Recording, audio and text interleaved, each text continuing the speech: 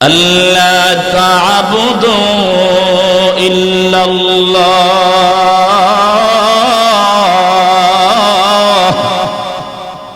ইন্নী আখাফু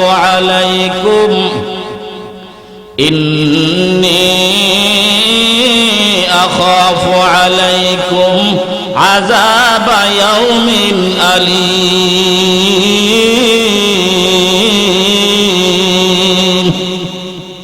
নূহ পয়গম্বর তার জাতিকে বলেছিলেন, আল্লাহ তা'বুদু ইল্লাল্লাহ, হে আমার জাতি, তোমরা আল্লাহ ব্যতীত আর কাহারও উপাসনা করিও না। সুবহানাল্লাহ। ইন্নী আখাফু আলাইকুম আযাবা ইয়াউমিন আলীম, নিশ্চয় আমি তোমাদের ব্যাপারে ভয় করছি আযাবা ইয়াউমিন আলীম, সেই ভয়াবহ দিবসের শাস্তি। এই দুই আয়াতে নূহ পয়গম্বর কোন শব্দের মাধ্যমে দাওয়াতের কাজ আরম্ভ করেছিলেন আল্লাহ পাক সেই আলোচনা করলেন। তাহলে উনি প্রথমে বুঝাইলেন নূহ পয়গম্বর যে আমি তোমাদের নিকট একজন নবী হিসেবে প্রেরিত হয়েছি। ইন্নী লাকুম নাযীরুম মুবিন, আমি তোমাদের প্রকাশ্য সতর্ককারী। এবার আসুন, নূহ পয়গম্বর কোন স্থানে সর্বপ্রথম দাওয়াতের কাজ আরম্ভ করেছিলেন জানা দরকার আছে কিনা? এই কথাটা জানার পূর্বে জানতে হবে নূহ পয়গম্বর কোথায় জন্মগ্রহণ করছিলেন। নূহ আলাইহিস সালাতু ওয়াস সালাম ইরাকের উত্তরাঞ্চল মৌসেল শহরে ওনার জন্ম। ইরাকে কোথায়? ইরাকে। তো ওনার দাওয়াতের স্টার্ট ছিল, সূচনা ছিল ইরাকেই। নূহ আলাইহিস সালাতু ওয়াস সালাম তার সম্প্রদায়কে প্রথম দাওয়াত দিলেন, আল্লাহ তা'বুদু ইল্লাল্লাহ, তোমরা আল্লাহ ব্যতীত আর কাহারও ইবাদত করিও না, উপাসনা করিও না।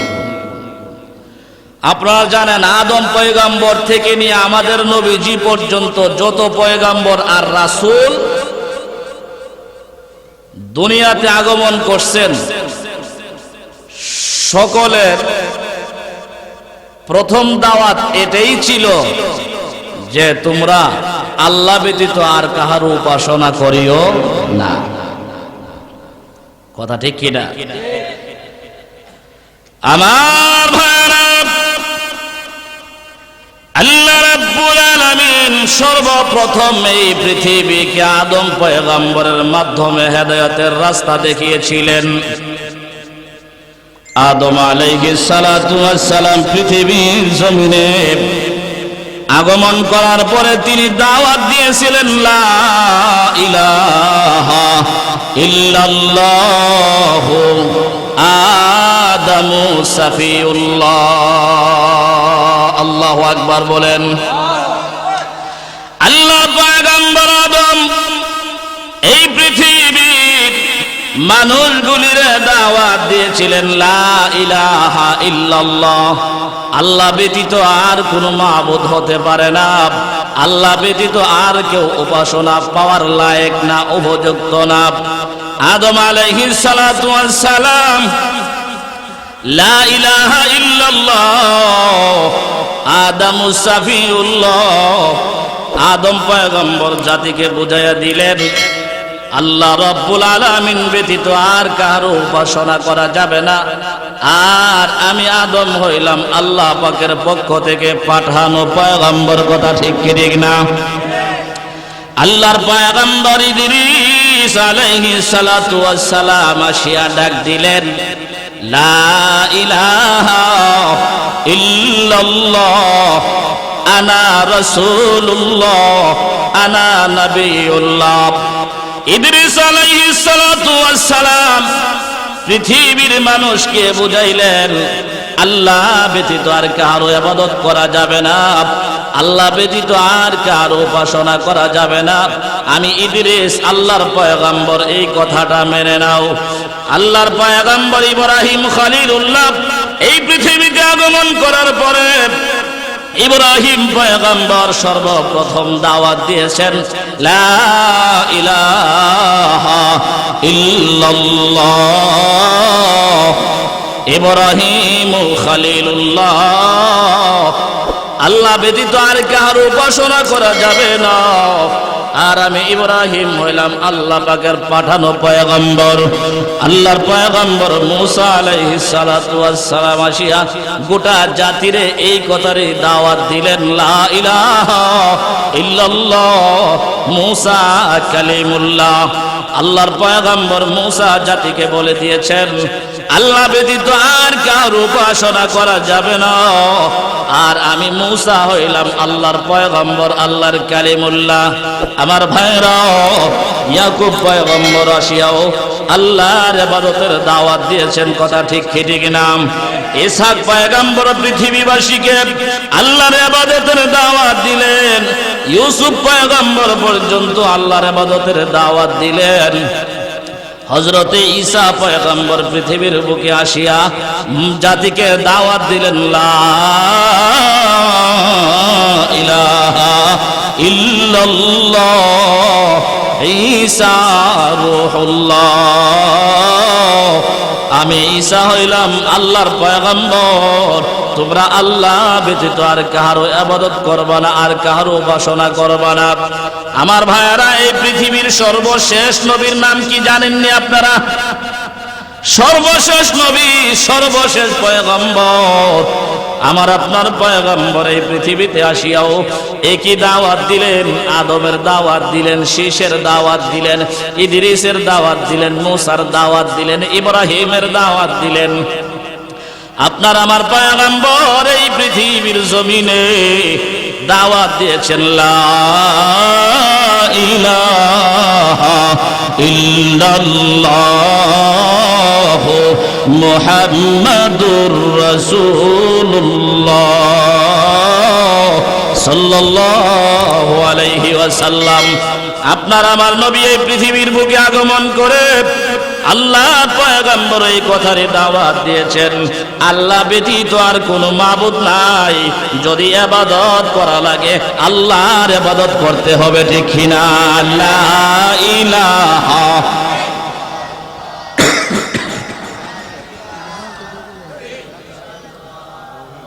লা ইলাহা ইল্লাল্লাহ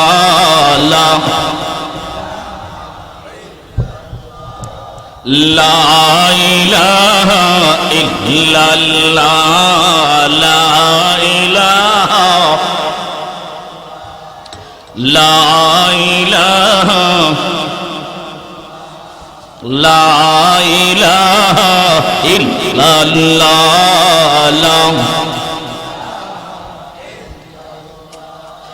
আসমানের মালিক যে আল্লাহ, জমিনের মালিক সেই আল্লাহ। কাহো লা ইলাহা ইল্লাল্লাহ লা ইলাহা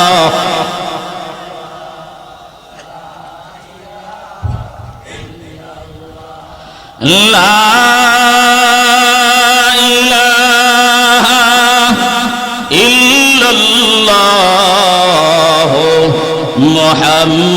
মুহাম্মাদুর রাসূলুল্লাহ। জোরে জোরে বলেন সাল্লাল্লাহু আলাইহি ওয়াসাল্লাম। তাহলে আদম পয়গম্বরের যে দাওয়াত, নূহ পয়গম্বরেরও সেই দাওয়াত, আমাদের নবীজিরও সেই দাওয়াত, আমাদেরও সেই দাওয়াত, ঠিক কি না? আল্লাহ তা'বুদু ইল্লাল্লাহ, আল্লাহ ব্যতীত আর কাহার উপাসনা করা যাবে না। তাহলে মন পীরের বাবা সেজদা করা যাইবে? হ্যাঁ, আল্লাহ ব্যতীত আর কাহার উপাসনা করা যাবে না, আর কাউকে সেজদা করা যাবে না। এটা তো আদম থেকে নিয়ে আমাদের পয়গম্বর পর্যন্ত সবাই শিক্ষা দিয়েছে। আল্লাহ তাআলা বলেন, আমার নূহ পয়গম্বরের প্রথম দাওয়াত হলো আল্লাহ তা'বুদু ইল্লাল্লাহ ইন্নী আখাফু আখাফু আলাইকুম আযাব ইয়াউমিন আলীম।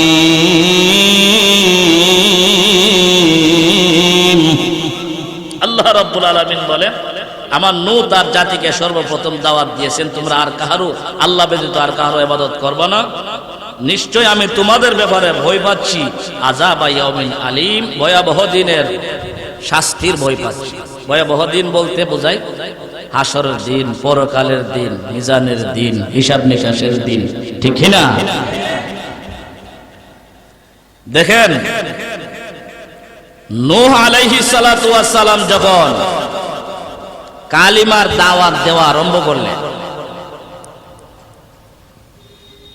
450 বছর ইদ্রিস পয়গম্বরের পরে 450 বছর জমিনে কোনো দাওয়াত না থাকার কারণে, নবী না থাকার কারণে মানুষ পথভ্রষ্ট হয়ে গেছে।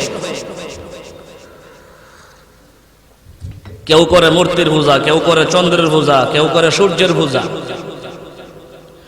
নূহ পয়গম্বর তার জাতিকে যেই মাত্র লা ইলাহা ইল্লাল্লাহর দাওয়াত দিলে, একসাথে গোটা জাতি ওনার বিরুদ্ধে চলে গেল। নাউজুবিল্লাহ।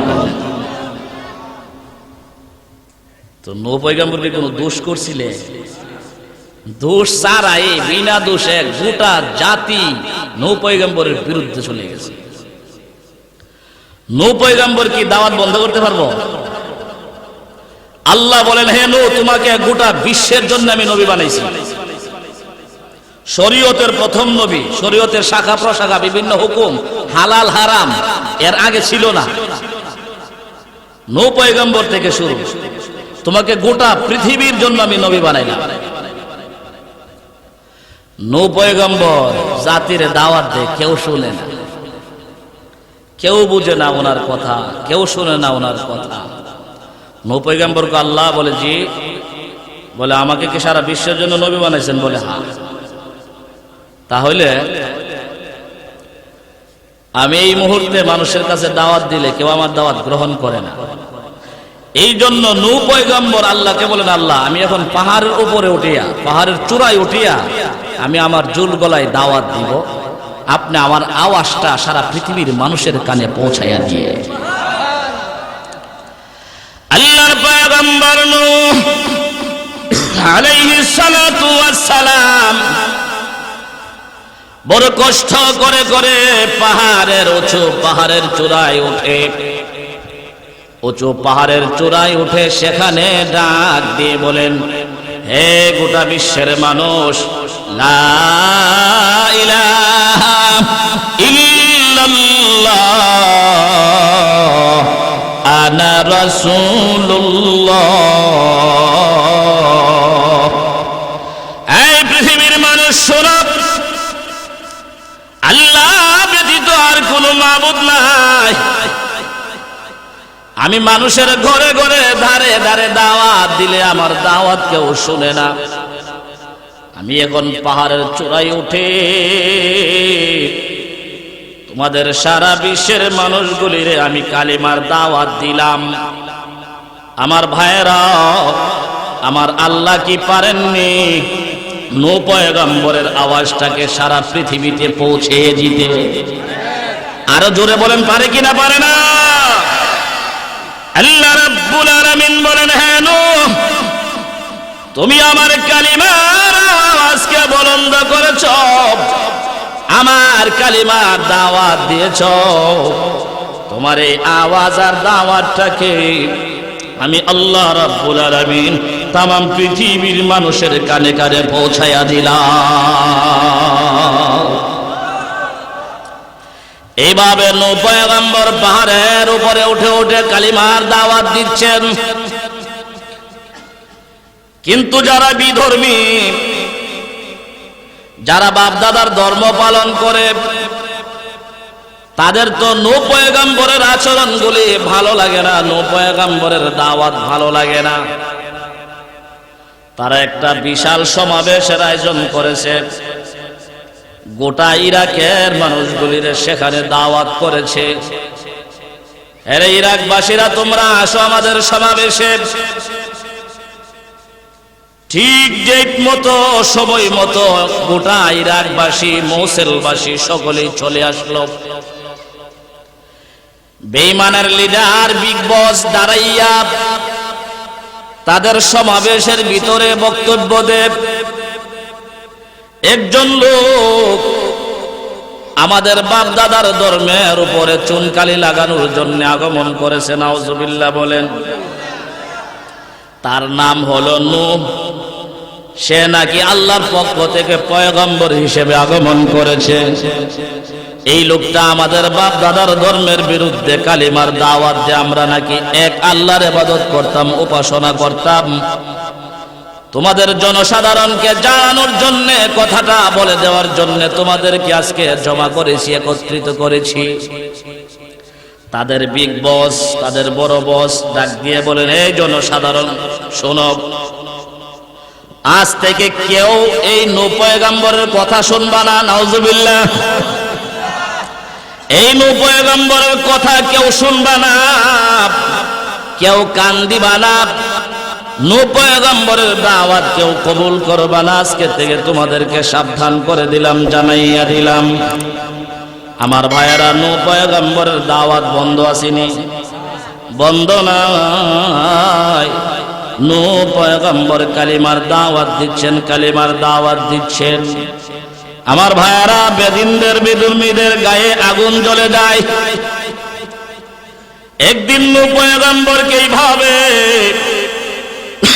পাহাড়ের চূড়াই থেকে নামাইয়া নূহ পয়গম্বরের উপরে আক্রমণ আরম্ভ করে দিয়েছে। আক্রমণ, নাউজুবিল্লাহ বলেন। আমার ভাইয়েরা, নূহ পয়গম্বরের কালিমা ছাড়া অন্য কোনো দোষ ছিল না, ঠিক কিনা? নূহ পয়গম্বরকে পাহাড়ের চূড়াই থেকে নামাইয়া নূহ পয়গম্বরের উপরে এমন আক্রমণ, তাফসীরের কিতাবের মধ্যে লেখে রে ভাই, নূহ পয়গম্বরের গায়ের জামাটা পুরাটাই রক্তে লাল হয়ে গেছে। আল্লাহর পয়গম্বর নূহ আলাইহিস সালাতু ওয়াস সালাম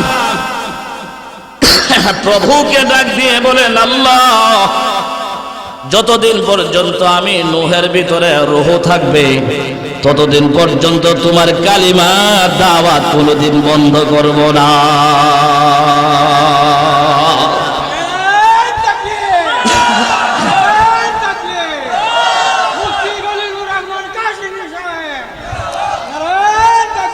আমার ভাইরা,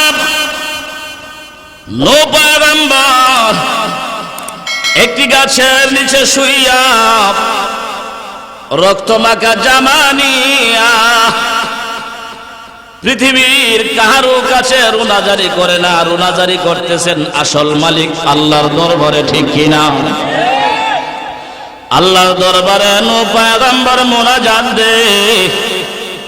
আমার আল্লাহ নূহ পয়গম্বরের এই কান্নাকাটি দেখে জিবরাইলকে পাঠাইয়া দিলেন। সুবহানাল্লাহ বলেন।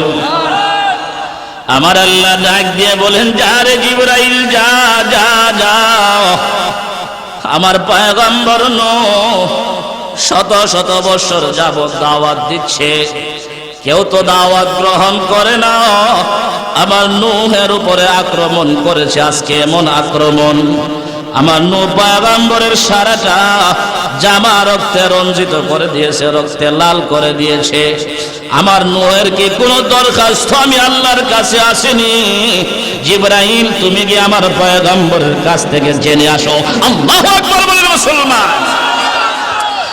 আল্লাহ রাব্বুল আলামিন জিবরাইল আমিনকে আল্লাহ পাঠায়া দিলেন, যার জিবরাইল আমার পয়গম্বর নূহের কাছে যা।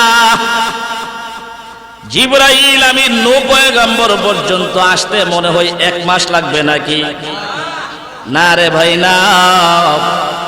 আল্লাহ রাব্বুল আলামিন জিবরাইল আমিনকে একটা দুইটা না 600 পাখা দিয়েছেন। জিবরাইল আমিনকে 600 ডানা দিয়েছেন।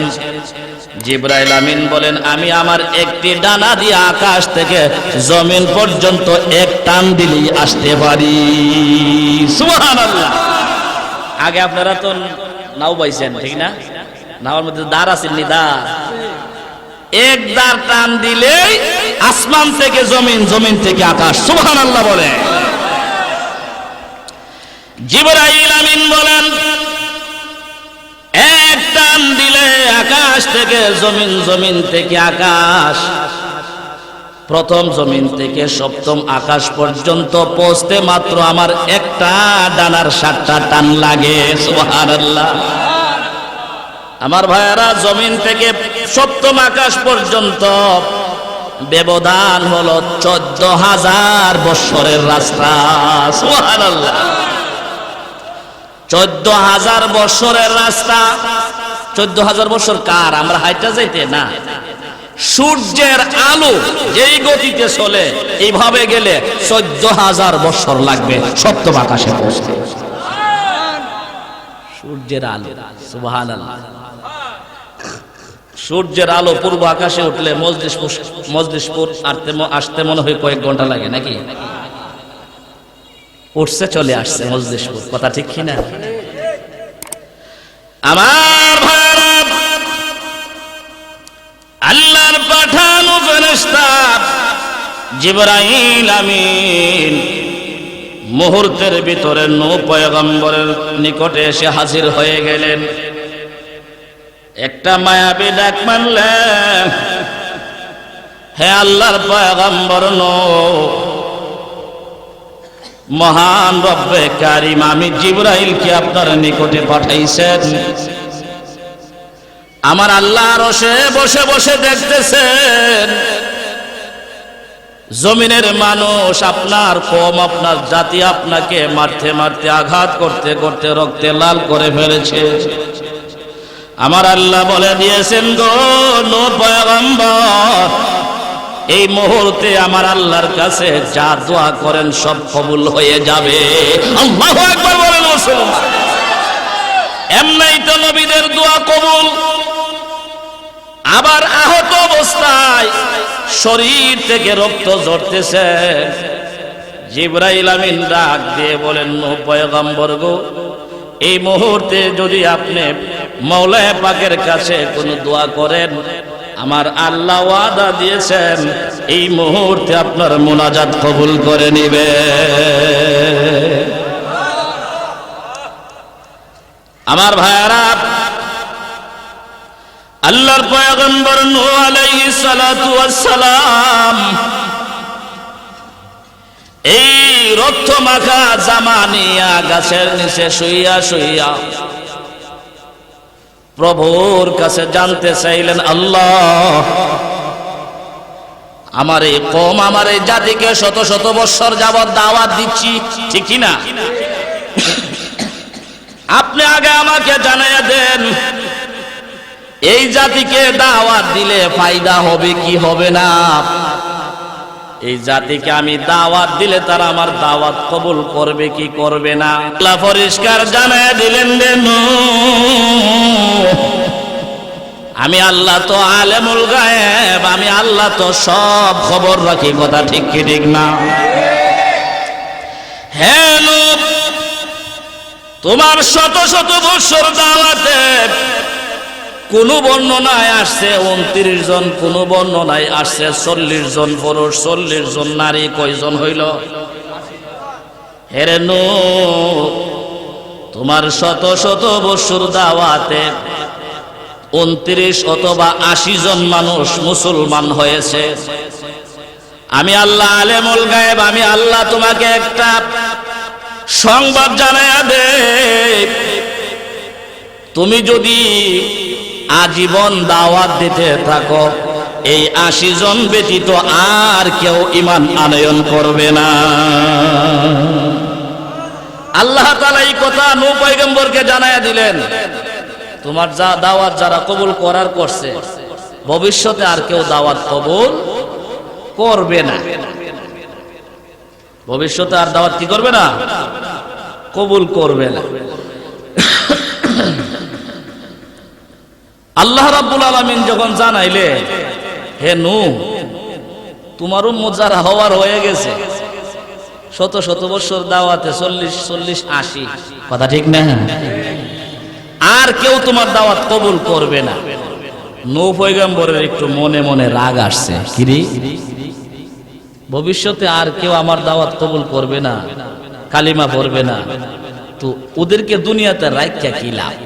কথা ঠিক কি ঠিক না? হ্যাঁ, দুনিয়াতে রাইখা কি লাভ? একবারটা বলে বউ রে ফিরাইতেছে, বউ আপনি কি আমার রাখতেন না? ফিড আর বাবে বুঝোস না, বুঝলেন না? নূহ পয়গম্বর আমার কালিমার দাওয়াত জন কবুলই করতো না, যা একটা মায়ের দিয়ে দিই, কারণ এখন তো আল্লাহ আমার দাওয়াত দোয়া কবুল করবে। কথা ঠিক কি না?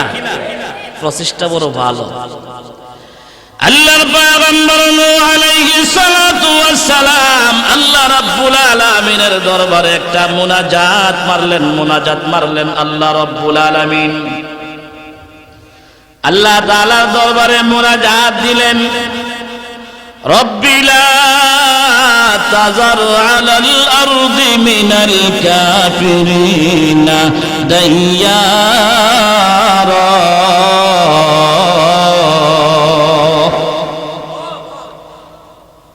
নূহ পয়গম্বর বলেন, জিবরাইল এই মুহূর্তে তুমি বলেছ আল্লাহ রাব্বুল আলামিন আমার মুনাজাত কবুল করবেন, ফিরাইয়া দিবেন না। আমি আল্লাহর দরবারে একটা মুনাজাত করে দিলাম, প্রভু গো, হ্যাঁ আমার প্রতিপালক, যেহেতু তারা ভবিষ্যতে আর আমার কালিমার দাওয়াত গ্রহণ করবে না, আমার কথা শুনবে না, তোমার ইবাদত করবে না, কালিমার দাওয়াত শুনবে না, আল্লাহ তুমি কাফেরদের একটা ঘর বাড়িও রাখিও না, সবগুলি ধ্বংস করে দাও। আল্লাহর ওয়াদা অনুযায়ী দোয়া কবুল হইবনি? যেই মাত্র নূহ আলাইহিস সালাতু ওয়াস সালাম আল্লাহ রাব্বুল আলামিনের দরবারে ফরিয়াদ জানাইলেন, প্রভু গো, এই পৃথিবী আমার 80 জন ব্যতীত আর কাহারো ঘর বাড়ি পর্যন্ত রাখার দরকার নাই, সবগুলি বেঈমান কাফেরকে ধ্বংস করে দাও।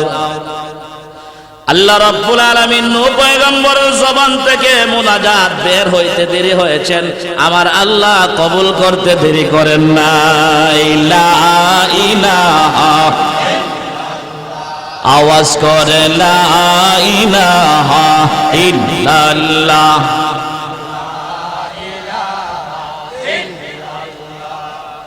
লা ইলাহা,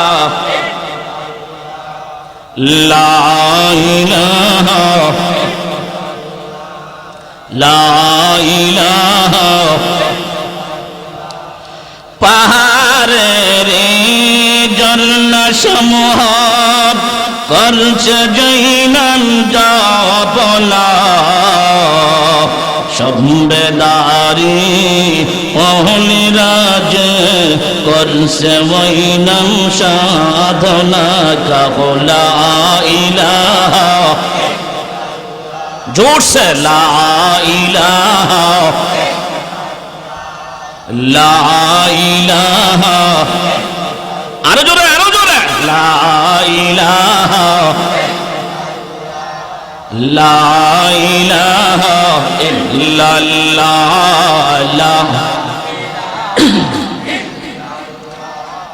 আমার মালিক যে আল্লাহ, ভাইরে তোমার মালিক সে আল্লাহ, কাহলা ইলাহা ইল্লাল্লাহ, লা ইলাহা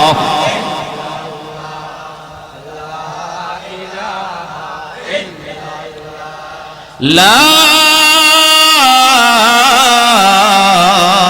ইলাহা ইল্লাল্লাহ মুহাম্মাদুর রাসূলুল্লাহ। আওয়াজ করে বলি সাল্লাল্লাহু আলাইহি ওয়াসাল্লাম। নূহ পয়গম্বর গুলি মারা দিছেনি, হ্যাঁ? এখন তো আল্লাহ পাক কবুল করে ফেলেছেন। আল্লাহ তাআলা ওয়াদা দিয়ে দিলেন, হে নূহ, আমি আল্লাহ তোমার গোটা জাতিকে ধ্বংস করে দিব ঈমানদার ব্যতীত। সুবহানাল্লাহ। তবে হে আমার নূহ, তুমি তোমার জাতিকে, ঈমানদারগুলিকে বাঁচানোর জন্য একটা ব্যবস্থা করো। নূহ আলাইহিস সালাম বললেন, আল্লাহ আমার ঈমানদারদেরকে বাঁচানোর আমি কি ব্যবস্থা করব আপনিই বলেন। সুবহানাল্লাহ। আল্লাহ তাআলা বললেন যে হে নূহ, তুমি এক কাজ করো, তুমি একটি জাহাজ তৈরি করো। সুবহানাল্লাহ। তুমি একটি জাহাজ তৈরি করো। আল্লাহ তাআলা কি বললেন? তুমি একটি জাহাজ তৈরি করো। ওয়া উহিয়া ইলা নূহিন আন্নাহু লা ইউমিনা মিন কওমিকা ইল্লা মান ক্বাদ আমানা ফালা তাবতাইস বিমা কানু ইয়াফআলুন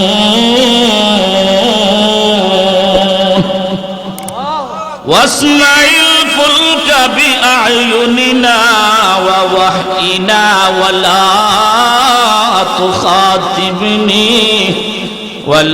তুখাতিবনি ফিল্লাযীনা যালামু ইন্নাহুম মুগরাকুন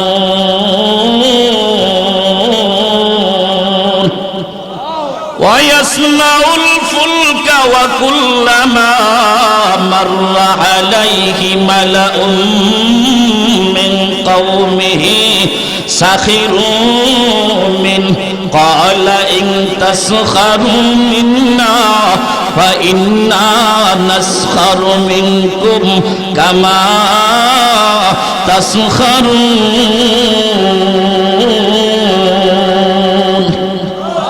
আল্লাহ রাব্বুল আলামিন বলেন, আমি আল্লাহ নূহ পয়গম্বরকে বললাম তোমার জাতিরে হেফাজত করার জন্য, রক্ষা করার জন্য তুমি একটা জাহাজ অথবা নৌকা তৈরি করো। সুবহানাল্লাহ। আল্লাহ তাআলা বললেন ওয়াসনাইল ফুলকা, নৌকা তৈরি করো, বি আয়ুনিনা, আমি আল্লাহর নেতৃত্বে। সুবহানাল্লাহ বলে, আমি আল্লাহর নেতৃত্বে তুমি একটি জাহাজ তৈরি করো। মূসা আলাইহিস সালাতু ওয়াস সালাম কো আল্লাহ এইটা কি কইলেন? জাহাজ আবার কি? সুবহানাল্লাহ। কেউ মরুভূমি আর মরুভূমির পানিতে জাহাজ চিনবো? তো নূহ পয়গম্বর বললেন আল্লাহ জাহাজ কি? বলে নৌকা। নৌকা কি দিয়া বানাবো? কাঠ দিয়া। কাঠ কই? সুবহানাল্লাহ কইতেন না? আমি কাঠ পাবো গো। আল্লাহ তাআলা জিবরাইল আমিনকে বললেন, ও জিবরাইল, কোন বর্ণনায় আসছে তুমি জান্নাত থেকে একটি গাছের ডাল দিয়ে আসো। সুবহানাল্লাহ। আল্লাহর পাঠানো ফেরেশতা জিবরাইল আমিন জান্নাত থেকে একটি গাছের ডাল এনে দিলেন। একটি গাছের ডাল। জান্নাতের ডালের বরকত আছে কিনা? নাই।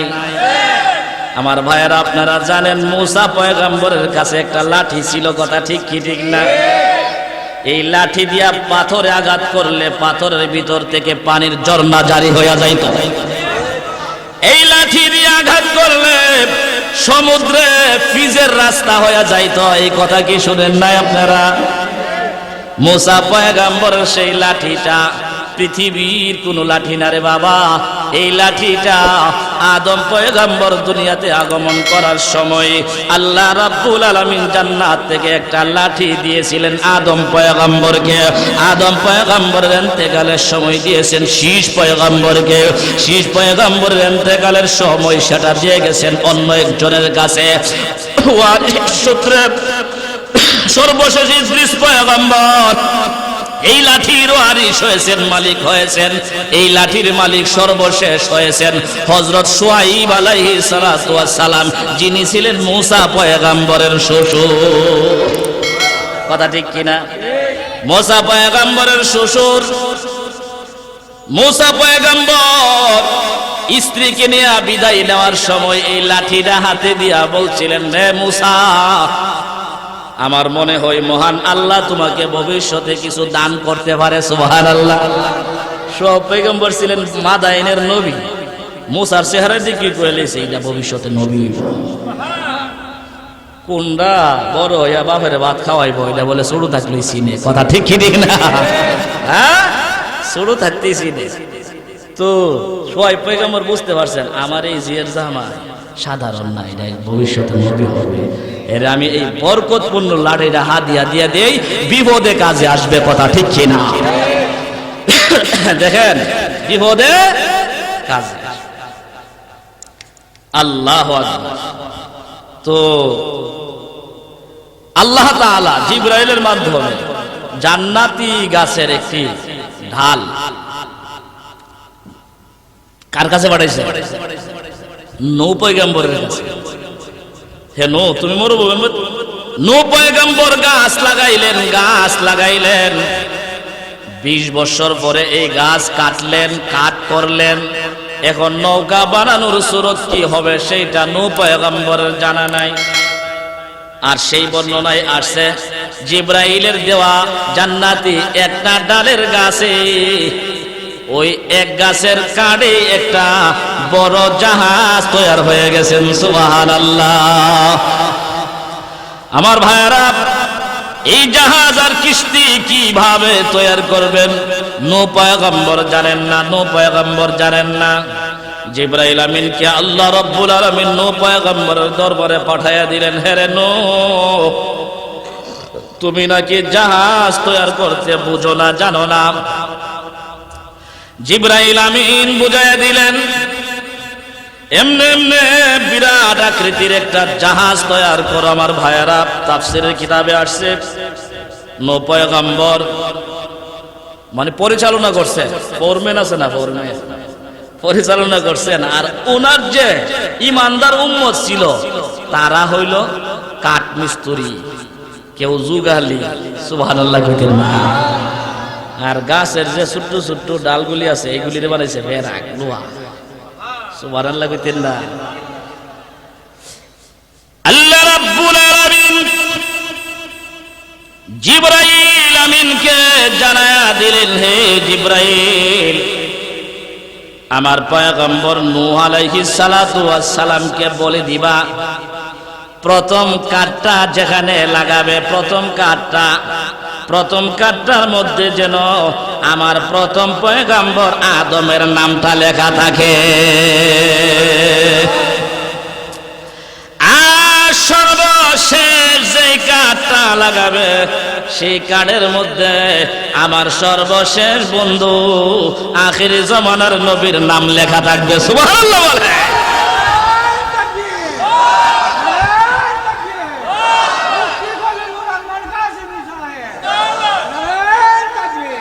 আমার ভাইরা, কোন বর্ণনায় আসছেন আল্লাহর পয়গম্বর নূহ আলাইহিস সালাতু ওয়াস সালাম এই জাহাজ তৈরি করার সময় আদম থেকে নিয়ে আমাদের নবীজি পর্যন্ত যত পয়গম্বর পৃথিবীতে আসবেন আমার আল্লাহ নাম জানায়া দিয়েছেন।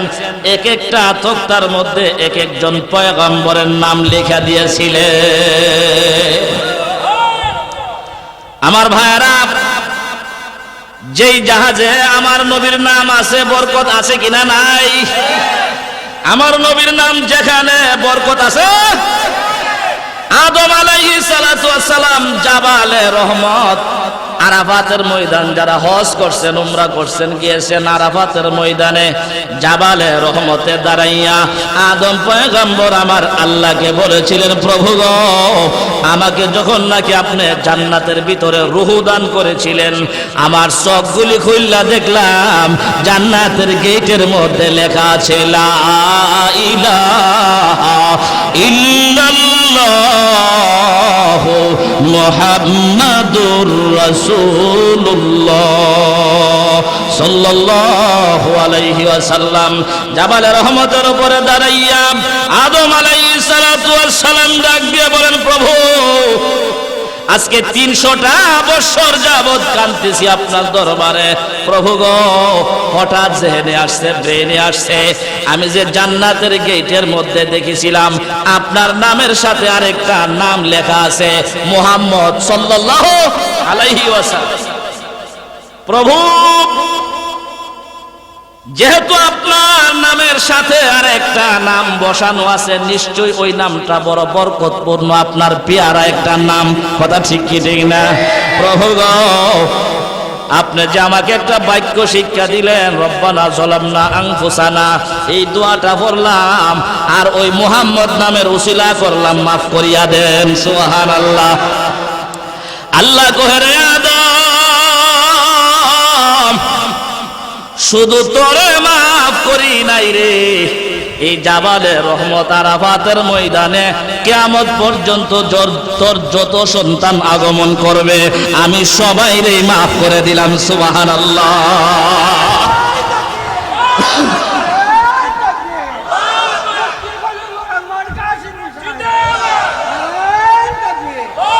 আমার ভাইরা, আমার নবীর নাম যেখানে বরকত আছে,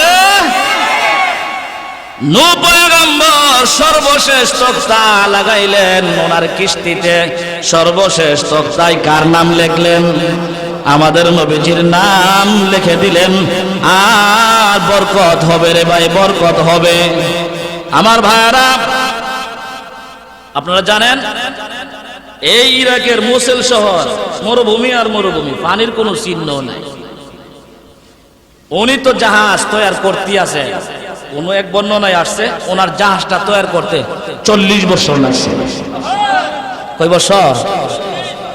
হ্যাঁ, তাফসীর কিতাবে আসছে যে 2000 গজ লম্বা, 400 গজ পাশ প্রশস্ত ছিল। সুবহানাল্লাহ। কোন কোন বর্ণনায় আরো কম বেশি আসছে।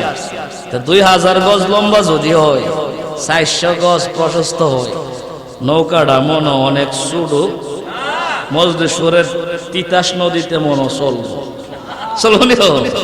চলতো না। তাহলে বিশাল আকৃতির জাহাজ উনি তৈরি করতেছে, দিন লাগছে নি? 40 বছর লাগছে।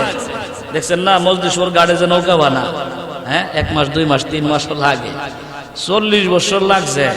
ও ভাই, তো মানুষ রাস্তা দিয়া যাওয়া আসা করে, বিশেষ করে এলাকার নেতারা কবেড়া দিয়ে আস্তা বেকু, বেকুফের গরের বেকু, মূর্খের গরের মূর্খ, এ দিয়া শুকনার মধ্যে নৌকা বানা। নাউজুবিল্লাহ কইতেন না, শুকনার মধ্যে কি বানা? নৌকা বানা। এই কথাটা আল্লাহ তাআলা বলতেছে, ওয়া ইয়াসনাউল ফুলক ওয়া কুল্লামা মাররা আলাইহি মালাউম মিন কওমিহি সাখিরু মিনহু ক্বালা ইন তাসখারু মিন্না ফা ইন্না নাসখারু মিনকুম কামা তাসখারুন فسوف تعلمون من يأتيه عذاب يخزيه ويحل عليه عذاب مقيم. আল্লাহ রাব্বুল আলামিন বলেন, ওয়াসনাউল ফুলকা, নূহ নবী কিস্তি বানা। কি বানা? কিস্তি বানা। কুল্লামা মাররা আলাইহি মালাউম মিন কওমিহি, যখনই উনার আশপাশ দিয়ে রাস্তা দিয়া এলাকার নেতারা যা, সাখিরু মিনহু, উনাকে ঠাট্টা বিদ্রুপ করে। আর ঠাট্টা বিদ্রুপ করারই কথা, কথা ঠিক না? কেউ অসুখ না বলতে নৌকা বানা, এই এলাকা তো বানিয়েই নাই, নৌকা চালাইবে কোথায়? তারা তো বুঝে না, তবে বুঝবে ভবিষ্যতে, ঠিক কি না? তো নূহ পয়গম্বর কো তোমরা ঠাট্টা করো, ঠাট্টা করো, বুঝবা কদিন পরে, কথা ঠিক কি না? কিছুদিন পরে বুঝবা। ফাসাউফা তাআলামুন, অচিরে জানতে পারবা তোমরা, অচিরে জানতে পারো তোমাদের কি অবস্থা হবে, পরিণতি কি হবে। তোমাদের শাস্তি তোমাদের মাথার উপরে ঝুলতেছে। কথা ঠিক কি ঠিক না? এই কথা তো তাদের জানা নাই। আল্লাহওয়ালারা নবীরা যেটা দেখে এটা কি আর সাধারণ লোকে দেখবে? হাসান বসরি রহমাতুল্লাহ আলাইহির কাছে, কার কাছে?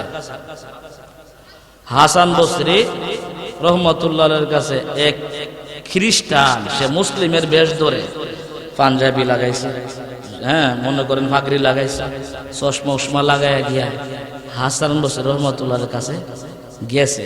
মানে এটা বুঝাইতো যে আনা মুসলিম, আমি মুসলমান। দরজা দিয়া ঢোকার সময় ওই হাসান বসরি রহমাতুল্লাহ আলাইহি কয়, এই খ্রিস্টানের বাচ্চা তুই এখানে আইছিস কেরে?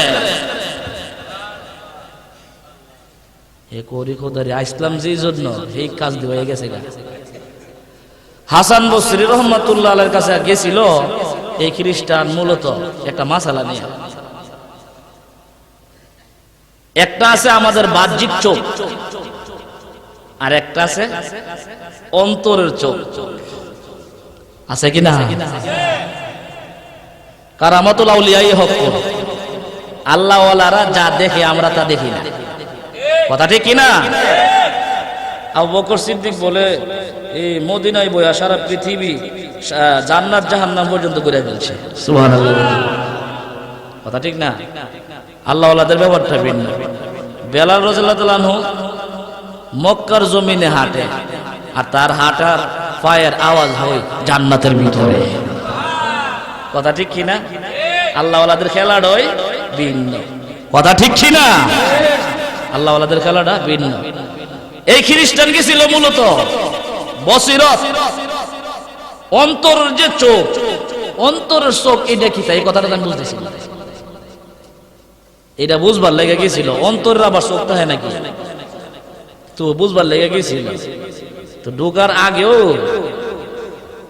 এই হাসান বসরি রহমাতুল্লাহ আলাইহি বলতেছে, এই খ্রিস্টান তুই এখানে আসিস কেন? সুবহানাল্লাহ কইতেন। তাহলে বোঝা গেল হাসান বসরি রহমাতুল্লাহ আলাইহি অন্তরে চোখ দিয়ে দেখে বলছে, হে খ্রিস্টান, হে বাপ দোষে মুসলমানের, ঠিক না? খ্রিস্টান তো হুজুর দয়া করে মাফ করবেন, যে জন্য ইসলাম এই প্রশ্নের উত্তর পাইয়া লাইছি। কথা ঠিক কি না? অন্তরের চোখ কি? হাসান বসরির যদি অন্তরের চোখ না থাকতো তাহলে আমি যে খ্রিস্টান এটা বুঝলো কি করে? কথা ঠিক না? ও আমার ভাই, তো নূহ পয়গম্বর ভাবে কিস্তি তৈরি করে, শুকনার মধ্যে মরুভূমির কিস্তি তৈরি করে, আর মানুষ ঠাট্টা বিদ্রুপ করে, উনি মনে মনে হাসে, আমারে ঠাট্টা করো, কিছুদিন পরে বুঝবা তোমাদের কি হালত, কি দশা। কথা ঠিক কি না? তোমাদের উপরে শাস্তি আগমন করতেছে, মাথার উপরে ঝুলতেছে। ও ভাই, তারা তো আর বুঝলো না। নূহ আলাইহিস সালাতু ওয়াস সালাম 40 বছরে জাহাজ তৈরি করেছে। জাহাজ কি হয়ে গেল? তৈয়ার হয়ে গেল। তো আল্লাহ তাআলাকে বললেন, আল্লাহ এখন কি করব? ও একটু ধৈর্য ধারণ কর। আল্লাহ আপনি না কইছেন বলে মহাপ্লাবন আসবে, জলোচ্ছ্বাস আসবে, পানি আইব, আপনি দি কইলেন বিপদ আইব, আপদ আইব, কোন সময় আইব? এখনো কি দেখো না? এখনো কি নজর পড়ে না? আকাশ থেকে মুষলধারে বৃষ্টি, জমিন পাইটা পানি উঠতেছে। এই মুহূর্তে বিশাল আকৃতি হয়ে জলোচ্ছ্বাস আসতেছে, মহাপ্লাবন হবে। এই মুহূর্তে তো তুমি দুনিয়া থেকে বিদায় হয়ে যাবে। উঠো না, জলদি করে উঠো না, জাহাজে উঠো না। এই কেনাইন্না ডাক দিয়ে বলে, বাবারে আমি তোমার জাহাজে উঠবো না। নাউজুবিল্লাহ বলেন। আসলে তার কপাল খারাপ ছিল, ঠিক কিনা? নূহ পয়গম্বর ডাকে, উঠো, আমার জাহাজে উঠো যদি বাঁচতে চাও। কেনান কর, তুমি এখানে আমার ডাহন লাগতো না, এখানে বিশাল উঁচু পাহাড় আছে, আমি পাহাড়ের উপরে ওইটা দাঁড়ায় থাকবো, আমারে কেউ মারতে পারবে না। নাউজুবিল্লাহ বলে, পাহাড় আমাকে বাঁচায় দিবে। ওরে ভাই, পাহাড়ের কিনারায় চলে আসছে পানি, জাহাজটা আস্তে আস্তে করে ভাসতেছে। কেনান এক কদম দুই কদম করে উপরের দিকে উঠে, পানি বৃদ্ধি পায় আর কেনান উপরের দিকে উঠে। আর নূহ পয়গম্বর কেনানকে বারবার ডাকে, কেনান রে এখনো সময় আছে, তুমি আমার জাহাজে উঠে যাও, তুমি বেঁচে যাবে। কেনান ডাক দিয়া বলেন, জাহাজে উঠে বাঁচতে হবে না, পাহাড়ে উঠে বাঁচবো। নাউজুবিল্লাহ।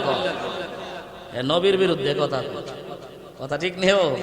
যদিও হের বাপ, উনি তো নবী, কথা ঠিক নেই। কেনান ডাক দিয়া বলেন, তোমার জাহাজে উঠবো না, আমার এই পাহাড়ের চূড়া আমাকে বাঁচায় দিবে। পানি আর কতটুক বাড়বে, আমি তো পাহাড়ের চূড়া শত শত গজ উঁচা, সেখানে গিয়ে আমি বাচ্চা যাইব। নাউজুবিল্লাহ। আমার ভাইয়েরা এইভাবে যখন আরেকটা ডাক দিছে, কেনান বাবা তুই উঠ, কাফেরদের সাথে থাকিস না, উঠ। এমনিতে আল্লাহ রাব্বুল আলামিন নূহ পয়গম্বরকে সাবধান করে একটা ডাক মারলেন, হেরে নূহ তুমি বারবার কেনানকে কেন ডাকতেছো? তুমি কি জানো না কেনান তোমার বিশ্বাস করে না নবী হিসাবে? কেনান আমি আল্লাহরে মানে না, কেনান তো বেঈমান, কেনান তো কাফের, কেনান তো তোমার আহলের অন্তর্ভুক্ত না। ইন্নাহু লাইসা মিন আহলিকা, আল্লাহ রাব্বুল আলামিন নোটিশ জারি করলেন, ওগো পয়গম্বর জন্মগত ছেলে হইলেই ছেলে হওয়া যায় না। ঠিক না বলে? কত বাবা আছে ছেলে গাঁজা খা, মদ খা, জুয়া খেলে, গান শুনে, নাইট ক্লাব করে, এই জন্য বাবা তির্যপত্র কইরা দিছে। কথা ঠিক কি ঠিক না? আমার ভাইয়েরা, আল্লাহ রাব্বুল আলামিন বলেন, এই নূহ আর একটা ডাক দিতে পারবা না কেনানকে, কারণ কেনান তো ইমানদার না। আমি এই জাহাজ বানাইলাম ইমানদারদের জন্য, ঠিক কি না? এই জাহাজটা তৈরি করলাম ইমানদারদের জন্য। তোমার ছেলে 4টা, 3টা মুসলমান, একটা বেঈমান, এই কেনানকে আর একটা ডাক দিলে তোমার আমার নবুয়তের দফতর থেকে তোমার নাম কেটে দিব। নাউজুবিল্লাহ। আমার ভাইয়েরা, নূহ পয়গম্বরকে আল্লাহ আপনি না কইছেন, আমার এই বংশধররে, আমার আহালকে আপনি মারবেন না, তো হে তো আমার এই ছেলে। ও আল্লাহ আবার যেমন কথা কও, সুবহানাল্লাহ। হ্যাঁ, সে আপনার আহাল না। ইন্নাহু লাইসা মিন আহলিক, সে আপনার পরিবারের অন্তর্ভুক্ত না। একজন নবীর পরিবারের অন্তর্ভুক্ত হইতে গেলে সর্বপ্রথম শর্ত হলো সে ঈমানওয়ালা হতে হবে। ঠিক কিনা বলে? আল্লাহ রাব্বুল আলামিন বলেন, হ্যাঁ নূহ তোমার 3 ছেলে নৌকায় আরোহণ করেছে, 3 ছেলে ইমানদার, 3 ছেলে মুসলমান। কেনান কাফের, কেনানকে আপনি নৌকায় জাহাজে আরোহণ করাইতে পারবেন না। আমার ভাইয়েরা, ঠিক সেই মুহূর্তে নূহ পয়গম্বর তাকায়া দেখেন, একটা কাফেরা, একটা বেঈমান মহিলা, কোলে একটা শিশু বাচ্চা। এই বেঈমান মহিলা পানি যত বাড়ে তত এই মহিলা কেনানের সাথে সাথে পাহাড়ের উপরে ওঠে, বাচ্চাটা হাতে, কিন্তু জাহাজে ওঠে না। আল্লাহ কো সামান্য বেশ কম, পাহাড়ে উঠোস, জাহাজে উঠলেই বাচ্চা গেলে। কথা ঠিক কিনা? কোলের ভিতরে শিশুটাকে নিয়া এই মহিলা পাহাড়ের উপরের দিকে উঠে, অর্ধেক উঠে গেছে, মুহূর্তের ভিতরে পানিও অর্ধেক উঠে গেছে। এই মহিলা পাহাড়ের 3 ভাগ উঠে গেছে, 3 ভাগ বাচ্চাটা কোলে, পানি মুহূর্তের ভিতরে পাহাড়ের 3 ভাগ চলে গেছে। আমার ভাইয়েরা, মহিলাটা পাহাড়ের চূড়ায় উপরে গিয়া দাঁড়াইছে। মহিলা পিছন দিয়া তাকায়া দেখে পানি দৌড়ায়া ওই পাহাড়ের চূড়ায় পৌঁছে গেছে। আমার ভাইয়েরা, এটা কার খেলা? কার খেলা? আল্লাহ রাব্বুল আলামিনের খেলা।